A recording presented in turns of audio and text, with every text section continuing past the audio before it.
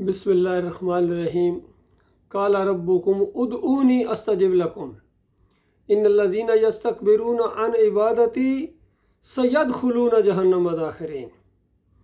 سننے والوں، اپنے مالک اور خالق کی بات سنو۔ فرمایا تمہارے رب نے حکم تمہیں دیا ہے، تمہارا رب کہتا ہے کہ ہر مشکل مصیبت میں مجھے پکارو، میں تمہاری پکاروں کا سننے والا ہوں، جواب دینے والا ہوں، تمہاری ہر حاجت کو پوری کرنے والا ہوں۔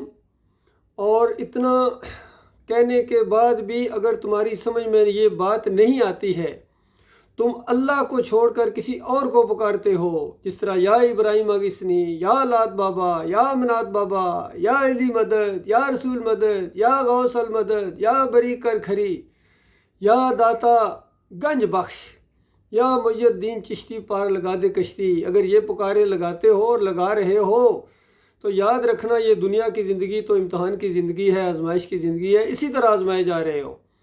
تو مرنے کے بعد جاؤ گے کہاں؟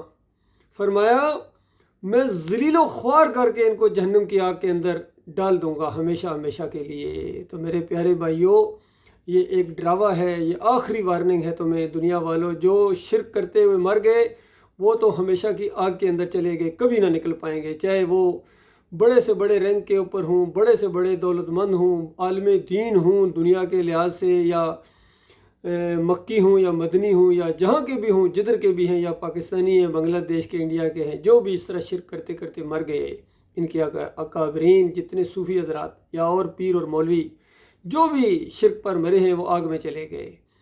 اور جو باقی رہ گئے وہ تمہارے لیے تلافی کا ایک موقع ہے، معافی مانگو، توبہ کرو، ورنہ یاد رکھنا اللہ تعالیٰ چھوڑنے والا نہیں ہے، وہ ایسے سارے لوگوں کو رگڑ دے گا، بالکل ذلیل کر کے ان کو جہنم کی آگ کے اندر ڈالا جائے گا۔ آج موقع ہے، توبہ کر لو، پھر نہ کہنا کسی نے بتایا نہیں تھا۔